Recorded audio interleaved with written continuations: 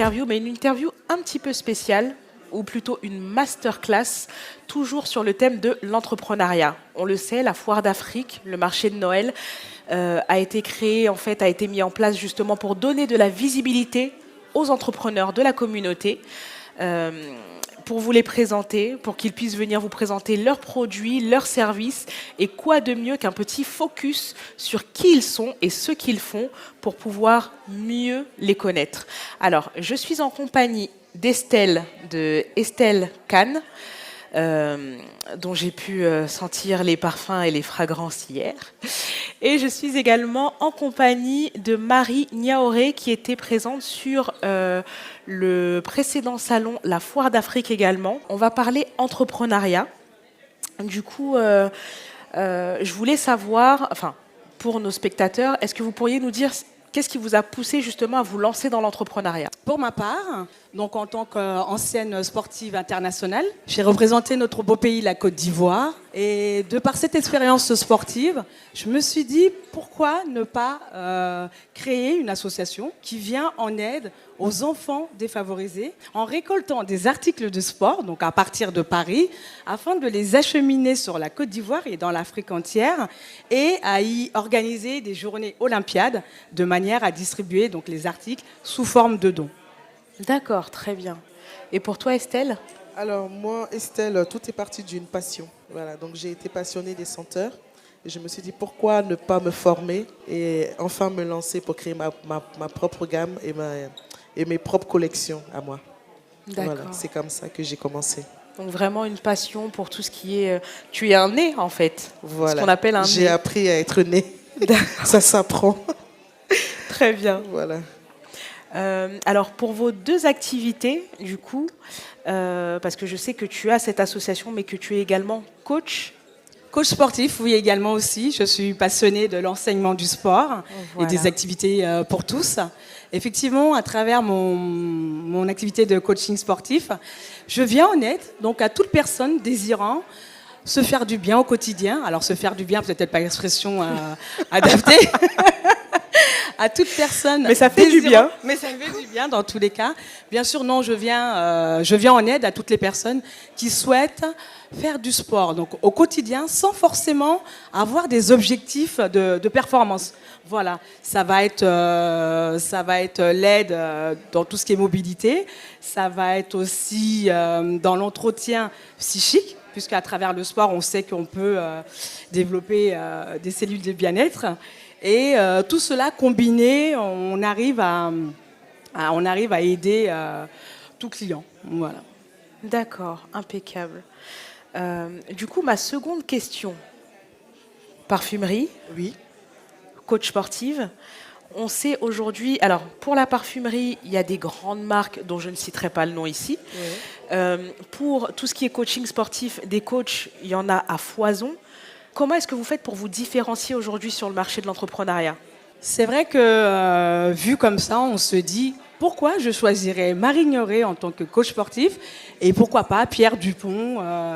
Alors, je ne veux pas dire la particularité parce qu'on a tous des particularités, mais alors on va se distinguer, par nos méthodes d'approche et aussi surtout par notre expérience professionnelle. Et je pense que quand on a cette petite expérience professionnelle déjà un peu internationale comme moi, on aura plus de facilité à aborder une personne et lui expliquer quels sont les fondamentaux du bien-être au sport. D'accord. Plus facilement, bien sûr. Oui, effectivement. Et pour toi, Marie? Alors, Estelle, donc Estelle, pardon. Moi, Estelle, je me suis positionnée dans les parfums de niche. Les parfums de niche. Donc, en gros, ça veut dire parfum rare. D'accord. Voilà, donc ce que je fais, j'essaie de me différencier en faisant des fragrances uniques. Voilà, uniques. Je n'essaie pas de rentrer dans la tendance. Je veux que quand tu arrives chez Estelle Kahn, tu retrouves un parfum que tu n'as pas encore senti. Voilà, donc je mise beaucoup sur la personnalité, surtout des afros. Et j'essaie d'aménager pour pouvoir aussi vendre en Occident. D'accord. Voilà. Donc, en gros, je fais des parfums rares. Voilà, je ne fais pas de parfums trop connus. Ouais. Voilà. En termes de fragrance. En termes de fragrance, voilà. Donc ça, c'est mon positionnement. Parce que c'est vrai que comme je disais tout à l'heure, j'ai eu à sentir du coup un parfum et un savon de ta gamme. C'est ça. Et c'est vrai, effectivement, que lorsqu'on sent les parfums qui viennent de chez Estelle Kahn, c'est des parfums, en fait, les fragrances qu'on peut retrouver dans tes produits, en fait, on ne les retrouve pas dans les parfums qu'on a en parfumerie ici en Occident. Voilà, c'est ça. D'accord. C'est tout à fait ça. En fait, j'essaie de me démarquer en faisant des choses qui sont, si vous voulez, ciblées à mon public que je cible, en fait. Donc, je me suis positionnée dans la parfumerie de niche, des parfums rares. Et alors, question également pour toutes les deux. Est-ce que vous avez rencontré des difficultés durant votre parcours entrepreneurial et si oui, quelles ont été ces difficultés? Alors, les difficultés dans tout entrepreneuriat, il y en a. Dire qu'il n'y en a pas, dire que c'était facile, ça dépend effectivement ça dépend de son objectif, ça va dire que ça va dépendre de son projet. Mais donc pour ma part, oui, j'en ai rencontré. Alors, j'en ai rencontré comment? Dans un premier temps, l'investissement personnel dans l'entrepreneuriat. Ensuite, l'investissement budgétaire. Parce que forcément, qui dit entrepreneuriat, dit investissement financier. Tout à fait. Comment faire pour avoir la base? Par exemple, pour moi, ça va être le matériel de sport. Au jour d'aujourd'hui, on sait qu'un simple tapis a un certain prix, une simple corde à sauter. Voilà, et on a besoin de tout ce matériel comme arme de guerre vis-à-vis de notre clientèle. On ne peut pas arriver avec un simple speech, salut, c'est moi, voilà, je sais courir, alors suis-moi. C'est clair. Voilà. Ça suffit. Donc pas. effectivement, c'est pas évident. Donc les difficultés, c'est vrai que dans un premier temps, on peut dire qu'elles sont financières. Et après, une fois qu'on a réussi à stabiliser, parce que on n'efface jamais la problématique financière. C'est parce que quel que soit son business, c'est tout le temps. C'est tout le temps. Il faut travailler là-dessus. Et après, pas pour la clientèle, c'est autre chose. C'est là où on intervient, c'est là où on a besoin de la communauté, puisque là, on est là pour la communauté, pour toute la diaspora africaine, et on a besoin du soutien, on a besoin de travail de bouche à oreille, et surtout la communication, la visibilité à travers, justement, comme aujourd'hui, la Foire d'Afrique. D'ailleurs, on remercie tous les organisateurs, entre autres Esther. Voilà. Donc, sans oublier Yvi, et aussi Monsieur, où est-ce qu'il est? Voilà, Monsieur Yapi et Madame Yvi, où est-ce qu'ils sont? Non, ils ne sont pas là. Non, bon, ils sont pas là. Comme vous pouvez voir, ils sont très occupés. Voilà, on remercie toutes. Elle arrive.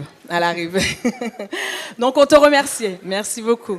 Donc, on remercie toute l'organisation. Et donc, c'est à travers vous, là, aujourd'hui, qu'on peut s'asseoir, puis parler de nos activités réciproques auxquelles on tient.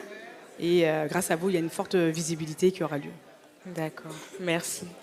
Et pour toi, Estelle? Alors moi, les difficultés dans la parfumerie, déjà, il faut trouver une école pour te former. Oui. Parce que normalement, c'est un cycle après le brevet ou le bac. D'accord. Donc, moi, ce n'était pas la filière que j'avais choisie. Donc, du coup, il faut d'abord trouver le financement des formations, des écoles. Donc, c'était un peu ma petite difficulté. Parce que ce n'est pas des formations données. Oui. Voilà, ce n'est pas du tout donné. Il faut trouver l'école. La deuxième chose, il faut trouver le financement et il faut trouver l'école. Parce que ce sont des écoles qui sont vraiment, qui sont vraiment complets. Parce que les grandes maisons forment beaucoup de parfumeurs. D'accord. Pour leur marque. Oui. Voilà. Pour les garder pour... Voilà, pour les garder pour leur marque. Donc du coup, ma première difficulté, c'était de trouver une école et trouver un centre de formation et après trouver le financement. Parce que c'est pas financé par tout ce que... Par l'État. Voilà, par l'État, tout ça. Ouais. Voilà. Donc ça a commencé comme ça. Mais je me suis battue. J'ai pu trouver une formation. Tu as bien fait. Voilà. Je me suis battue. J'ai trouvé mon centre de formation. J'ai trouvé une école. Et après tout ça, quand on finit de se former, après, il faut trouver maintenant l'université qui va accepter un sacré parcours de combattant. Voilà, ah oui. de t'aider maintenant à valider tout ça. Parce que tout ça, ça reste quand même scientifique. Oui, effectivement. Voilà, donc c'est tout ce parcours d'abord, avant de dire que je suis parfumeur. Il faut faire tout ce parcours. Il faut retourner sur les bancs. Il faut retourner voir tout ce qui est droit. Et après, maintenant, nos produits, il faut pouvoir les fabriquer dans des usines. Donc, ma quatrième difficulté, c'est de trouver une usine de fabrication qui va collaborer avec moi, qui va s'associer à moi pour pouvoir me faire la mise en bouteille, pouvoir me faire la macération, pouvoir me faire la distillation. Donc, c'est tout un parcours. Voilà, donc ça, c'était mes premières difficultés. Et quand on finit de faire tout ce qui est mise en bouteille, tout ce qui est packaging, il faut maintenant communiquer. Et le plus dur, c'est la communication. Parce qu'un parfum, ce n'est pas un vêtement qu'on regarde et puis on se dit, ah, j'aime bien, je vais commander. Donc même si on a un site internet, même si on a toute la communication qui y va, il faut forcément que le client sente le produit. Il faut forcément que le client s'approprie l'odeur avant de l'acheter. Donc moi, ce que je fais pour me démarquer, je fais des petits showrooms, je fais des petites ventes privées où j'invite des gens à venir sentir mes produits, à venir connaître, pas forcément pour vendre, mais au moins qu'ils découvrent. Parce qu'on a beau faire de beaux packaging, des belles photos et tout ça, un parfum, il faut le sentir et il faut se l'approprier. Voilà, donc ça, ce sont les difficultés qu'on a en parfumerie. Et après tout ça, je pense qu'une fois que le produit a été accepté, une fois que la communauté ou les Occidentaux ont accepté ton produit, je pense qu'après, tu pourras vendre. Sinon, en parfumerie, on ne vend pas tout de suite. On fait que de la communication. On fait que, si vous voulez, que des choses pour que le client connaisse vraiment le produit. Parce qu'il y a beaucoup de concurrence. Et il y a beaucoup aussi des parfums de synthèse, donc qui sont moins chers, qui marchent bien. Donc, quand tu te démarques, que tu fais des produits artisanaux et naturels, voilà, c'est un peu compliqué. Voilà, donc il faut y aller, mais il ne faut pas se décourager parce qu'on a des bons produits. Exactement. Voilà. Donc on commence à avoir notre clientèle, on commence à avoir des commandes, on commence à être connu. Donc je remercie en tout cas la foire d'Afrique de Paris de m'inviter parce que ça me permet aussi de faire connaître mes produits, de les faire sentir à toutes les personnes qui sont là, même les exposants sont des clients potentiels. Exactement. Donc il faut les faire sentir, il faut les faire déguster, il faut les faire connaître. Et on gagne en visibilité et aussi on gagne en clients potentiels. Voilà, donc c'est un peu ça. Moi, très joli parcours. Hein. Oui. Très bien. Ah ouais. En tout cas, toutes mes félicitations. Ouais, vraiment. Merci beaucoup. Ça force le respect en fait, parce que on se doute pas que on se dit oui, les parfums, ils sentent bon, ils sont dans des jolies bouteilles, mais on se doute pas de tout le travail qu'il y a derrière en fait. Et ça m'amène à l'avant-dernière question. On va parler de l'aspect qui fâche un peu. On va parler du prix, parce que c'est vrai que pour avoir testé et fait des retours sur énormément de produits et pour avoir discuté avec beaucoup d'entrepreneurs, j'ai remarqué une chose, c'est que les personnes de la communauté ont tendance à vouloir, comme on dit chez moi au Congo, Coca-Cola, c'est-à-dire vouloir faire baisser le prix. Sauf que il y a aujourd'hui une réalité, comme elles viennent de vous l'expliquer. Marie, elle a un parcours par rapport à son activité de coaching dans le sport. Estelle a un parcours par rapport à ses formations, par rapport à la parfumerie. Lorsqu'un entrepreneur pose un prix sur son produit ou son service, il faut prendre en compte en fait son parcours et son travail et sa main-d'œuvre, son savoir-faire et son temps. Est-ce que de votre côté, vous avez une facilité à vendre vos produits ou vos services au prix auquel vous les avez fixés, ou est-ce que vous avez toujours ces personnes qui veulent faire baisser le prix, ou oh, on est de la Côte d'Ivoire toutes les deux, tu peux baisser, oh, c'est qu'un parfum, tu peux baisser, fais-moi un prix. Est-ce que vous avez ce genre de difficulté encore aujourd'hui? Pour ma part, oui.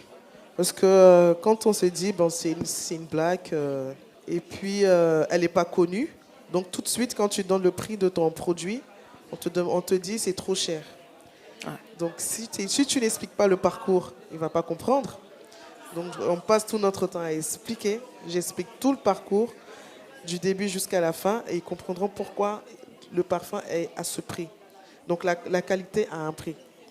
Voilà, donc c'est ce qu'il faut, il faut faire rentrer au fait. La qualité a un prix. Tu cherches un bon parfum, il faut mettre le prix. Parce qu'il y a plein de parfums. Ah oui. Mais quel genre de parfum? Exactement. Tu veux un parfum qui va tenir 24 heures, 72 heures. Tu veux un parfum qui va être bon. Eh ben, écoute, mets le prix parce que nous, on travaille beaucoup pour pouvoir réaliser tout ça. Voilà, donc c'est un peu ça. Sinon, j'ai tout le temps des gens qui me disent, mais tu peux pas baisser le prix parce que tu n'es pas encore connu. Tu peux pas me faire un prix parce que c'est tout simplement moi. Donc je leur dis non, c'est pas possible parce que si je te raconte tout ce que je fais, déjà là pour venir à la Foire d'Afrique, il faut payer un stand. Il faut payer le transport pour venir. Il faut.